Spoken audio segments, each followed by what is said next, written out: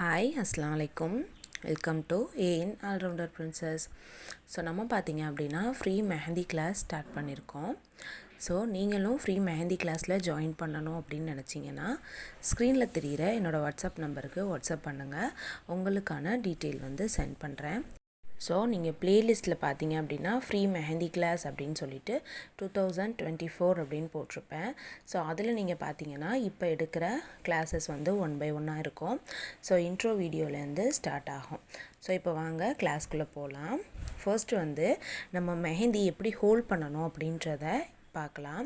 So எல்லோரும் மெஹந்தி எப்படி hold பண்ணணும் அப்படின்னா நம்ம நார்மலாக பேனா பென்சில்லாம் பிடிப்போம் பார்த்தீங்களா. ஸோ அதே மாதிரியே நீங்கள் பிடிச்சி ப்ராக்டிஸ் பண்ணுங்கள். ஏன்னா அப்போ தான் உங்களுக்கும் கொஞ்சம் ஈஸியாக இருக்கும். நீங்கள் புதுசாக நீங்கள் ஒரு விஷயத்த பண்ணும்போது கொஞ்சம் கஷ்டமாக இருக்கும். ஸோ அதனால் அந்த மாதிரி எதுவும் யூஸ் பண்ண வேணாம். ஸோ ஃபஸ்ட்டு பார்த்திங்கன்னா இந்த மாதிரி டாப்பில் பிடிக்கிறதும் தப்பு. அதே மாதிரி மிடில் போர்ஷன்லையும் பிடிக்கலாம். ஸோ அது கொஞ்சம் ப்ராக்டிஸ் ஆனதுக்கப்புறம் நீங்கள் அந்த மாதிரி பிடிச்சிக்கோங்க. பட் நீங்கள் இப்போ பிடிக்கிறது எப்படின்னா, இப்போ நான் சொல்லித்தர மாதிரி கரெக்டாக அந்த டிப்லேருந்து ஒரு இன்ச்சுக்கு மேலே உங்களோட பேனா பென்சில்லாம் நம்ம பிடிப்போம்ல, சேம் அதே மாதிரியே பிடிச்சி நீங்கள் மெஹந்தி போடுங்க. மேக்ஸிமம் ரொம்ப வெயிட் அந்த மாதிரி மெஹந்திஸ் எடுக்காமல் கொஞ்சம் பென்சில் டைப்பான மெஹந்திஸ் எடுங்க. உங்களுக்கு இன்னுமே நல்லாயிருக்கும். ஓகேவா? ஸோ போட்டு ப்ராக்டிஸ் பண்ணுறதுக்கு நல்லாயிருக்கும். ஸோ ஃபர்ஸ்ட்டு நம்ம என்ன எலமெண்ட் பார்க்க போகிறோம் அப்படின்னா லைன் தான் பார்க்க போகிறோம். ஸோ லைன்ஸ் எப்படி போடுறது அப்படின்னா, இப்போ ஒரு 2 டாட் வச்சுட்டு அந்த டாட்டுக்கு இடையில் நம்ம லைன் போட போகிறோம்.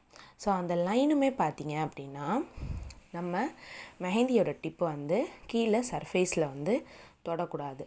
ஸோ தொட்டுச்சு அப்படின்னா இந்த மாதிரி உங்களுக்கு அன்ஈவனாக ஒரு லைன் ஒர்க் கிடைக்கும். அதாவது ஜிக்ஸாக் டைப்பில் அது லைன் கிளியராக வராது.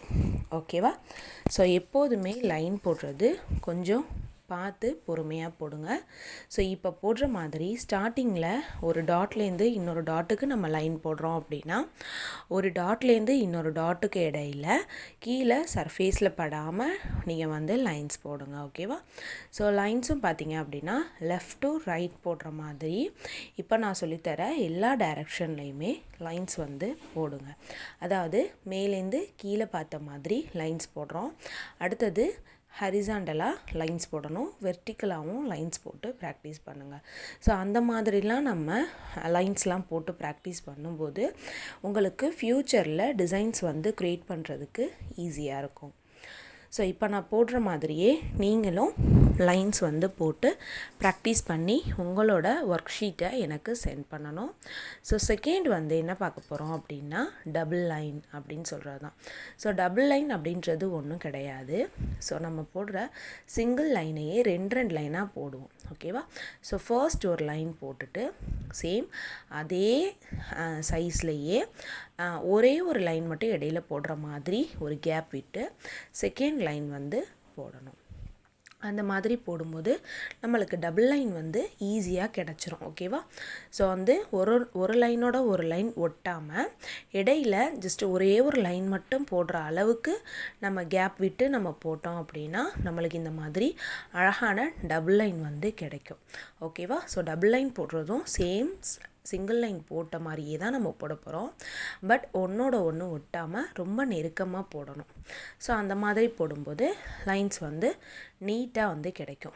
அது இல்லாமல் ரொம்ப கேப் விட்டு இந்த மாதிரி போட்டிங்கன்னா பார்க்குறதுக்கு டபுள் லைன் மாதிரி இருக்காது, சிங்கிள் லைனே கேப் விட்டு போட்ட மாதிரி இருக்கும். ஓகேவா? ஸோ கேப் ரொம்ப கம்மியாக இருக்க மாதிரி போட்டு ப்ராக்டிஸ் பண்ணுங்கள். இதே மாதிரியே டபுள் லைனையுமே நான் சொன்ன மாதிரி அப் டு டவுன் போடுறது, ஹரிசாண்டலாக போடுறது, வெர்டிக்கலாக போடுறதுன்னு நீங்கள் போட்டிங்கன்னா உங்களுக்கு ப்ராக்டிஸ் பண்ணுறதுக்கு இன்னுமே ரொம்ப ஈஸியாக இருக்கும். ரொம்ப கேப் விட்டு நீங்கள் டபுள் லைன் போடக்கூடாது. நான் சொல்கிற மாதிரி ரொம்ப மினிமமாக எக்ஸ்ட்ரா ஒரு லைன் போடுற அளவுக்கு மட்டும்தான் கேப் இருக்கணும். ஓகேவா? ஸோ நெக்ஸ்ட்டு என்ன அப்படின்னா திக் லைன் பார்க்கலாம். ஸோ திக் லைன் பார்த்தீங்க அப்படின்னா ரொம்ப ஈஸியாக போடலாம் நம்ம லைன்ஸ் போட்டு ப்ராக்டிஸ் பண்ணிட்டோம் அப்படின்னா. ஃபர்ஸ்ட் நம்ம டபுள் லைன் போடணும். அதாவது நம்ம மேலே நான் சொன்ன மாதிரியே இடையில ஒரே ஒரு லைன் போடுற அளவுக்கு தான் கேப் இருக்கணும். ஸோ அதே மாதிரியே 2 லைன் வந்து போட்டுக்கோங்க. போட்டுட்டு இடையில இந்த மாதிரி மெஹந்தியை ஒரே ப்ரெஷரில் ஸ்டார்டிங்லேருந்து எண்டிங் வரைக்கும் ஒரே ப்ரெஷரில் கொடுத்து நம்ம மெஹந்தியை ரிலீஸ் பண்ணும்போது திக் லைன் ஈஸியாக வந்துடும். அது இல்லாமல் நம்ம டபுள் லைன் போட்டுட்டு உள்ளே வந்து ஃபில்லிங் கொடுக்குற மாதிரி நம்ம ஜிக்ஸாக்காக இந்த மாதிரி கொடுத்தோம் அப்படின்னா அது நல்லா இருக்காது, பார்க்குறதுக்கு ஒரு ஈவனான ஷேப்பில் கிடைக்காது. அது இல்லாமல் இந்த மாதிரி ப்ரெஷர் கொடுத்து திக் லைனை ஒன் மேலே ஒன்று நம்ம போட்டோம்னாலும் பார்க்குறதுக்கு அந்தளவுக்கு நல்லா இருக்காது. ஸோ ஃபர்ஸ்ட்டு டபுள் லைன் போட்டுட்டு அதுக்குள்ளே நீங்கள் என்ன பண்ணுங்கள் அப்படின்னா திக் லைனை நல்லா ப்ரெஷர் கொடுத்து ஒரே லைனாக சிங்கிள் ஸ்ட்ரோக்காக நீங்கள் கொண்டுட்டு போனீங்கன்னா பார்க்குறதுக்கு ரொம்ப நல்லாயிருக்கும். ஸோ இந்த லைன்ஸ் எல்லாமே ரொம்ப ரொம்ப ரொம்ப முக்கியம். ஒன் பை ஒன்னாக நல்லா போட்டு ப்ராக்டிஸ் பண்ணுங்கள். ஸோ நெக்ஸ்ட்டு பார்க்க போகிறது என்ன அப்படின்னா டாட் வந்து எப்படி வைக்கணும் அப்படின்னு பார்த்தீங்கன்னா, இப்போ நீங்கள் எந்த இடத்துல டாட் வைக்க போகிறீங்களோ ஸோ அந்த இடத்துல மெஹந்தியோட டிப்பை வச்சு ஒரு ப்ரெஷர் கொடுங்க. ப்ரெஷர் வந்து ஈக்குவலாக இருக்கணும். ஸோ ஒரு டாட்டுக்கும் இடையில ப்ரெஷர் ஈக்குவலாக இருந்தால் தான் சேமான சைஸில் டாட் வந்து கிடைக்கும். அப்படி இல்லை அப்படின்னா அன்ஈவனாக போயிடும். டாட் வந்து எப்படி வைக்கக்கூடாதுன்னு சொன்னேன்னா, ஒரு ரவுண்ட் போட்டு உள்ளே ஃபில்லிங் கொடுக்குற மாதிரி டாட் வச்சோன்னா தப்பாக வரும், பார்க்குறதுக்கும் நல்லா இருக்காது. ஸோ நான் சொல்லித்தர மாதிரி ஒரு இடத்துல மெஹந்தியோட டிப்பை வச்சு மெஹந்தியை ஒரே ப்ரெஷரில் ரிலீஸ் பண்ணும்போது உங்களுக்கு டாட் வந்து நீட்டாக வரும். ஸோ லைன் போட்டு டாட் வைக்கிறதா இருந்தாலும் சேம் அதே தான். ஓகேவா? ஸோ நம்ம லைனுக்கு மேலே மெஹந்தியோட டிப்பை வைக்க போகிறோம். சேம் ப்ரெஷர் ஸ்டார்டிங்லேருந்து எண்டிங் வரைக்கும் நம்ம கொடுத்தோம் அப்படின்னா நம்மளுக்கு ஈக்குவலான சைஸில் மெஹந்தியோட டாட் வந்து நீட்டாக கிடைக்கும். அது இல்லாமல் இப்படி லைன்ஸ் போட்டு ரவுண்ட் போட்டு இந்த மாதிரி சுற்றி விட்டு நம்ம ஃபில்லிங் பண்ணோம் அப்படின்னா ஒரு டாட் சின்னதாகவும் ஒரு டாட் பெருசாகவும் பார்க்குறதுக்கு அன்ஈவனாக இருக்கும், நல்லா இருக்காது. ஸோ நெக்ஸ்ட்டு என்ன பார்க்க போகிறோம் அப்படின்னா ஸ்பைரல் தான். ஸ்பைரல் போடுறது ரொம்பவே ஈஸி தான்.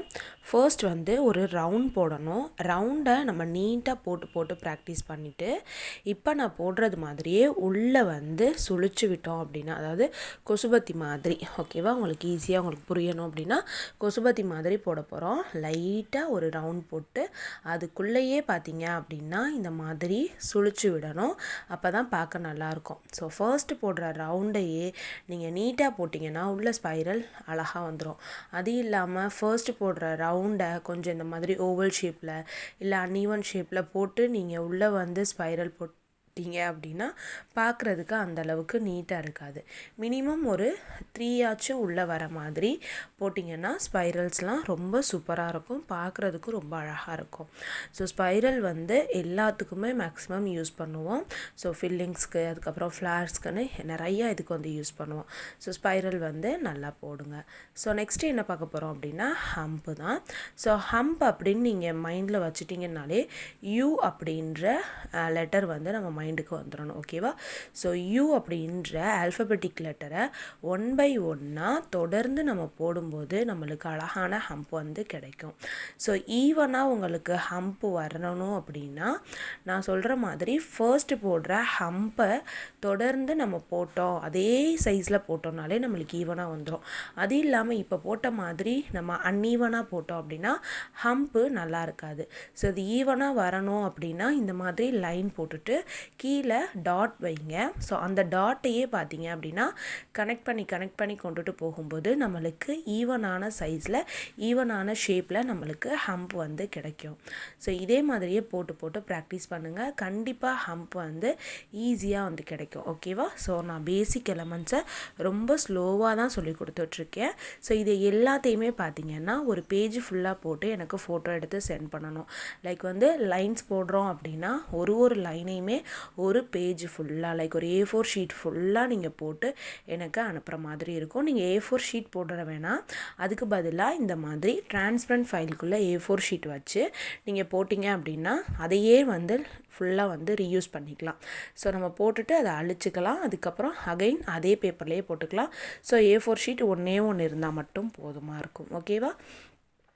ஸோ நெக்ஸ்ட்டு வந்து ஸ்பைரல் மேலே நம்ம ஹம்பு போட்டு அதுக்கு மேலே டாட், அதாவது இப்போ நம்ம பார்த்த எலமெண்ட்ஸ் வச்சு ஒரு சின்ன ஒரு சிம்பிளான ஒரு டிசைன் வந்து பார்க்குறோம். ஜஸ்ட்டு ஒரு ஸ்பைரல் போட்டு அதை சுற்றி ஹம்பு போட்டு டாட் வைக்கலாம்.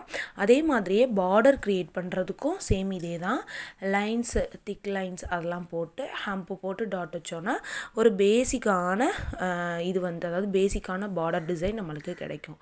ஸோ இதே மாதிரி இன்னும் நிறையா கிளாஸஸ் வந்து நம்மளோட ஃப்ரீ கிளாஸில் வந்து இருக்குது. ஸோ நீங்களும் நம்மளோட ஃப்ரீ கிளாஸில் ஜாயின் பண்ணணும் அப்படின்னு நினச்சிங்கன்னா ஸ்க்ரீனில் தெரிகிற வாட்ஸ்அப் நம்பருக்கு வாட்ஸ்அப் பண்ணுங்கள்.